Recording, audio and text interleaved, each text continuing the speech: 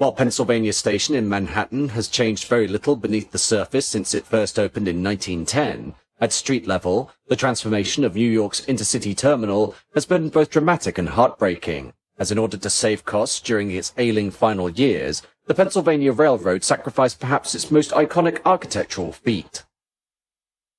At a stroke, what was once among the most beautiful and ornate train stations in the world, a testament to the power and prestige of the railroad company behind its conception, was torn down and replaced with the Madison Square Garden Stadium, though its legacy lives on in the fact that other stations, including the nearby Grand Central Terminal, were saved from their own destruction based on the fate of Pennsylvania Station.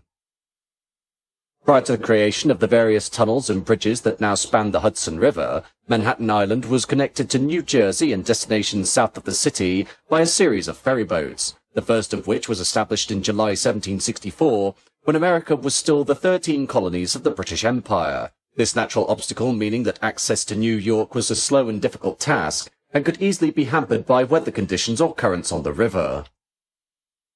In 1832, the United New Jersey Railroad and Canal Company, or UNJNCC, established one of the original 10 railway lines in the United States, this being the main line from Jersey City to Newark, Trenton and Philadelphia, as well as connections to South Amboy and Camden. Upon reaching the Hudson, the UNJNCC terminated at several riverside stations, the largest of which was Jersey City Station, to connect with the Paulus Hook steam ferry service to Manhattan, the world's first steam ferry operation, established in 1812. Jersey City Station opened in 1834, and provided direct access to the ferry, which would drop passengers in Manhattan on West Street, adjacent to what is now the World Trade Center. Though this part of the city, prior to the influx of banks and corporate headquarters, was heavily industrialized with fishing docks, abattoirs and high-density tenement housing, as well as being a notable center for prostitution. In 1853, the New York and Harlem Railroad established a terminus on the west side of 4th Avenue between 42nd and 43rd Streets, that being Grand Central Depot. This station, which replaced an earlier 1837-built Harlem Railroad maintenance shed, being originally criticized for being too far out of town, the main center of New York being around the original Dutch settlement in Lower Manhattan. However, Grand Central Depot perfectly predicted the rapid expansion of the city, and before long the station was sat neatly in the heart of Midtown, providing connections north and west on the tracks of the newly formed New York Central Railroad. In 1872, following a series of mergers, the Pennsylvania Railroad acquired the United New Jersey Railroad, incorporating into its network the main line between Philadelphia and Jersey City, now part of the wider Northeast Corridor, though the matter of providing a direct rail service to Manhattan in order to compete with the New York Central still eluded them, and thus it became essential for the company to cross the Hudson in one form or another. This situation was replicated on the other side of the city with the Long Island Railroad, which was established in 1834 to serve the rural townships of Long Island. The Long Island Railroad, much like the Pennsylvania, having no means of access to Manhattan, and thus were forced to terminate at Long Island City on the opposite side of the East River. This was further hampered by the Long Island Railroad's near constant state of operational loss, and with the company just barely able to stave off bankruptcy, the Pennsylvania chose to expand its empire into Long Island by purchasing a controlling share in the railroad in 1900. With both railroads developing a concept to build a station in Midtown Manhattan, and originally considered a suspension bridge across the Hudson, then named the North River. The crossing and subsequent station would be situated between 45th and 50th Streets, and would serve two closely spaced terminals for both the Pennsylvania and Long Island operations, allowing passengers to travel between Long Island and New Jersey without having to change trains. The bridge concept, however, was quickly dropped when the sheer cost of construction made it unfeasible, and therefore a tunnel was considered instead, comprising of between 2 and 4 tubes with a diameter of 18.5 to 19.5 feet. On February 13, 1902, the Pennsylvania, New Jersey and New York Railroad was incorporated to oversee the development of the North River tunnels, as well as the Meadows Division, which would handle the construction of the North River tunnel approaches on the New Jersey side. Despite the protests of the New York City Board of Rapid Transit Commissioners and the Interborough Rapid Transit Company, who feared that they would not have jurisdiction over the tunnels and would therefore become rivals to their yet-to-be-completed rapid transit service, the project was approved by the New York City Board of Aldermen in December 1902, with the proposed cost for both the tunnels and the new terminal station being $100 million, or $2.6 billion in 2025. Following a grand theme of prestige in the railroad business, the planned Pennsylvania terminus in Manhattan was to be a grand cathedral-like structure inspired by the Gare d'Orsay in Paris, with Charles McKim of the New York architectural firm McKim, Mead & White being hired to design the structure. McKim envisaged a station layout that would celebrate one's entrance into the metropolis of New York, with wide open spaces and grand towering columns built in a manner derived from the public buildings of ancient Rome, specifically the Baths of Diocletian. The resultant head house, penned by both McKim and Pennsylvania Railroad President Alexander Johnston Cassett, measured 1,500 feet long by 500 feet wide, with 3 floors open to passengers and 25 tracks, as well as integrating a new United States Postal Service sorting office on the opposite side of 8th Avenue built in a similar grand design to the main terminal, and provided direct access to the platforms below.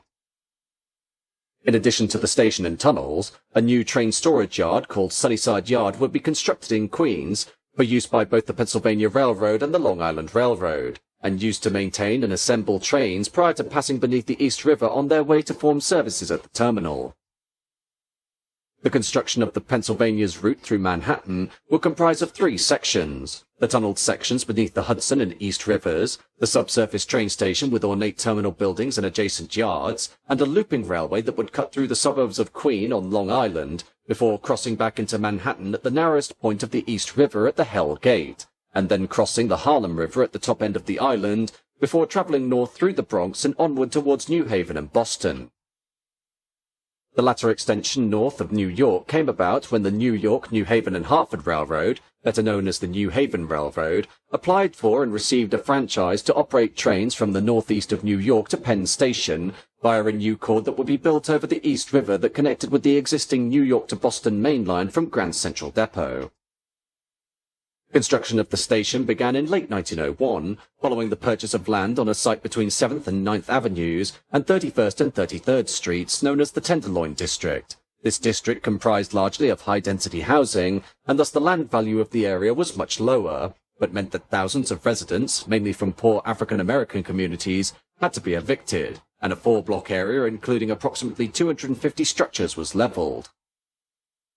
Following delays caused by indecision as to the construction of the post office, excavation commenced in June 1904, and the tunnels were dug beneath the Hudson and East Rivers, while the gigantic terminus rose in Midtown, progressing simultaneously, the tunnels beneath the Hudson being completed in 1908, followed a year later by the East River tunnels. The final structure required to connect with the New Haven's main line towards Boston was the magnificent Hell Gate Bridge, designed by Austrian civil engineer Gustav Lindenthal, which was completed in 1916, while Pennsylvania Station itself was declared officially complete on August 29, 1910, with the structure being opened in phases. The first few platforms opened on September 8th, serving the Long Island Railroad, followed by the rest of the terminal on November 27, 1910, with the 25,000 commuters on the first day of operation being vastly outnumbered by the 100,000 spectators who had come to visit the enormous train station. Pennsylvania Station truly was a fantastic piece of architecture, and helped to cement New York's name as one of the world's most famous cities, the structure clad in regal sophistication, with a giant glass and steel train shed that bathed the booking hall and waiting room with natural light, while the entrances to 7th Avenue and 32nd Street featured Milanese-style shopping arcades which hosted dozens of high-end stores and boutiques. On either side of the structure, 2 63-foot wide carriageways from the streets, which were inspired by the Brandenburg Gate in Berlin, served each of the 2 railroads that used the station, the north carriageway for the Long Island and the south carriageway for the Pennsylvania, with each carriageway covered by a 230-foot wide colonnade. The waiting room was by far the station's most impressive facet, a huge atrium accessed by 40-foot wide stairs, at the center of which stood a statue of Pennsylvania Railroad President Alexander Johnston Cassett, later complemented in 1930 by a statue of President Samuel Rhee, directly across from Cassett's statue.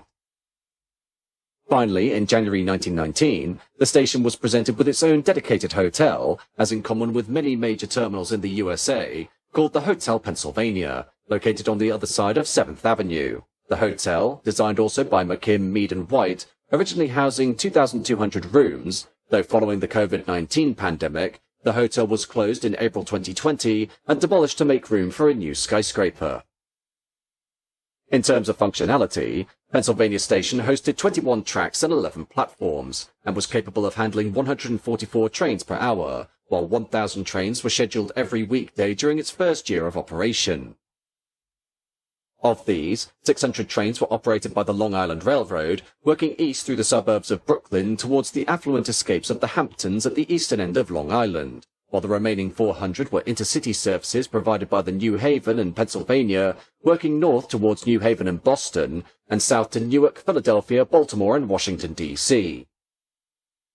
Among these were venerable named trains, such as the Broadway Limited, that competed directly with the New York Central's 20th Century Limited on the overnight run to Chicago, as well as long-distance services to the sun-kissed beachside resorts of Florida and the Gulf Coast, including the Silver Meteor to Miami and the Crescent to New Orleans. Pennsylvania Station gave the PRR a notable advantage over the rival Baltimore and Ohio, which competed with the company on the vital express link between New York and Washington, but was only able to operate to its own terminus at Jersey City on the opposite side of the Hudson from Manhattan, though the B&O was allowed access to Pennsylvania Station during World War I as sanctioned by the US government, but their trackage rights into the terminal were axed by the PRR in 1926. Another notable pioneering feature of Pennsylvania Station was the use of electric trains to serve the terminus. As with the station being subsurface, there was a serious concern by the management as to the ventilation of exhaust fumes from steam locomotives, but this was resolved through the introduction of a low-voltage direct current third rail system, which was used solely through the Hudson and East River tunnels. While the third rail system was unsuitable for long-distance travel, it proved to be a useful and efficient alternative for the station itself, and was implemented throughout the Long Island Railroad on its commuter services east of New York, while the Pennsylvania took the concept a step further by introducing 11 kilovolt AC overhead wires along its main line between New York and Washington, completed in 1935. This overhead wiring replaced the third rail system inside the station, and subsequently gave rise to the Pennsylvania Railroad's iconic GG1 electric locomotives that would be the flagships of the Northeast Corridor for over 40 years.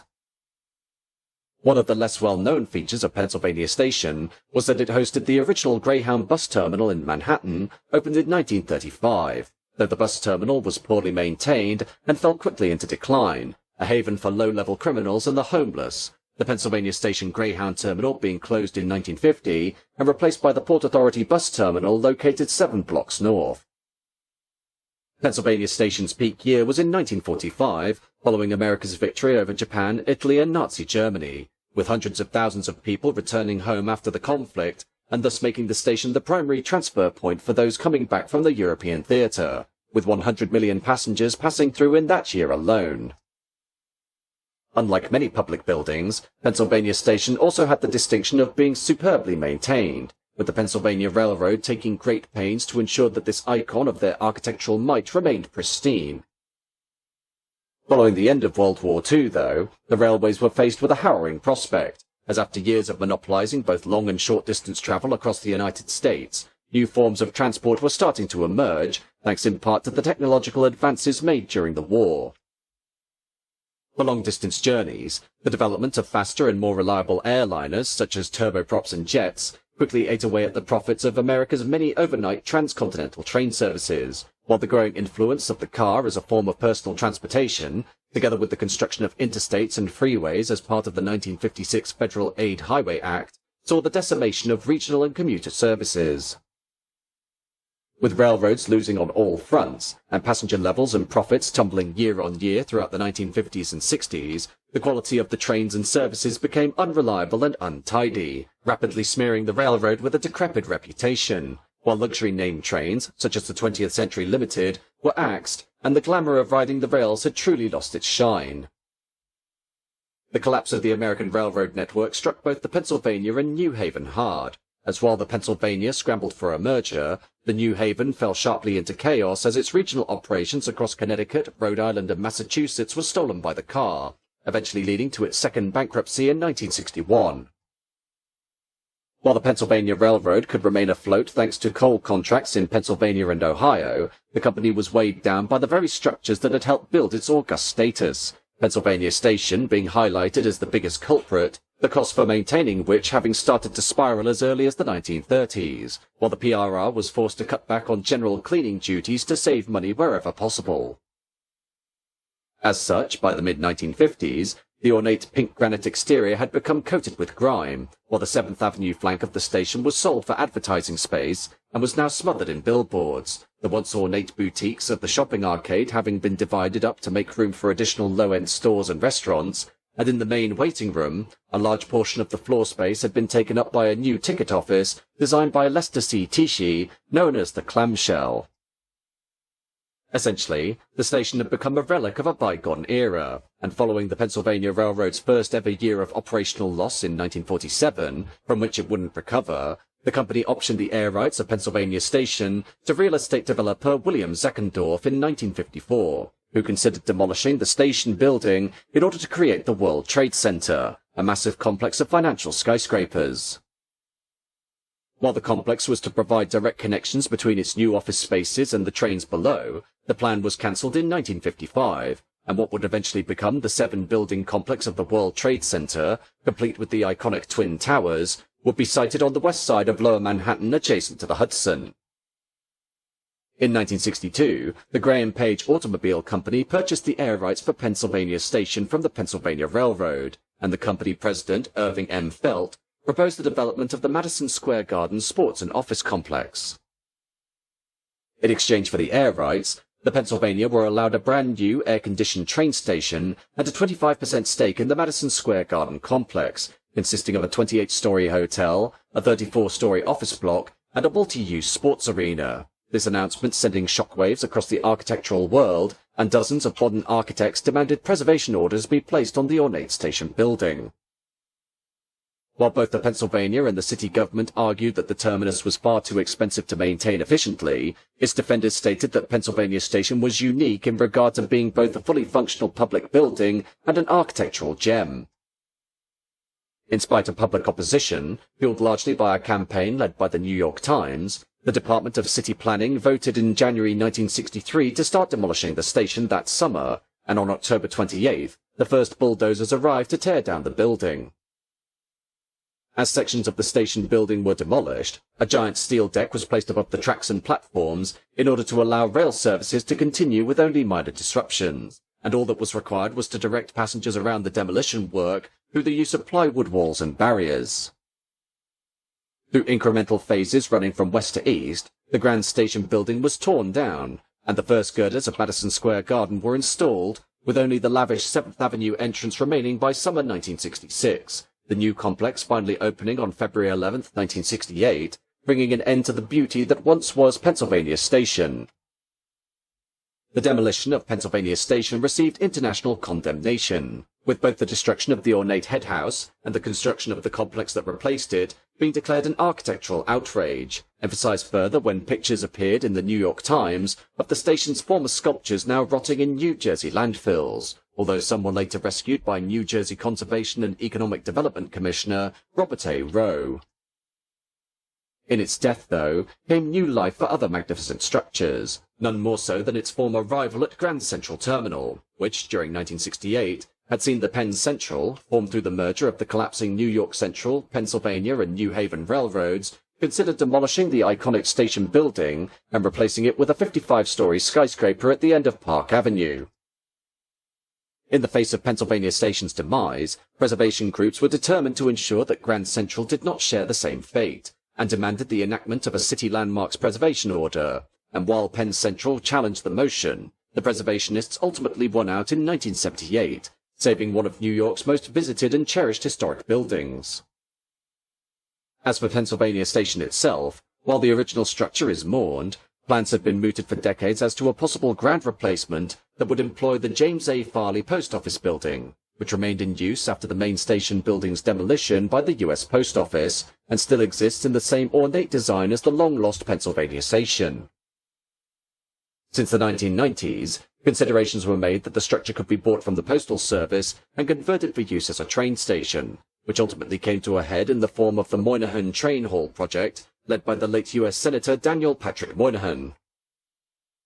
At a cost of $1.6 billion, the Moynihan Train Hall project added 486,000 square feet of additional floor space to the existing Pennsylvania Station complex, thus allowing for up to 700,000 extra daily passengers to be accommodated by the terminal. Construction of the new facility commencing in June 2017, with the new train hall opening on January 1, 2021. In the end, Pennsylvania Station, in its original incarnation, became a victim of its own success, its opulent design and style being very much a product of the monopoly once held by the railroads, and was an architectural statement to the power wielded by companies such as the Pennsylvania Railroad during their heyday. Sadly, such grandeur did not stand the test of time. As with the changing economies and modal shift of the United States during the 1950s and 60s, streamlining became the order of the day. And with this new mindset, the original Pennsylvania Station soon became a relic of past glories that could not be maintained on dwindling budgets, thus leading to its ultimate demolition. However, in its destruction came new hope for other magnificent railroad terminals across the United States, as the shock of seeing such a beautiful example of American architecture be sacrificed on the altar of modern functionality gave new impetus to preserve those buildings that remained, thus allowing the likes of Grand Central to be given a second chance and exist into the modern era for the experience of generations to come.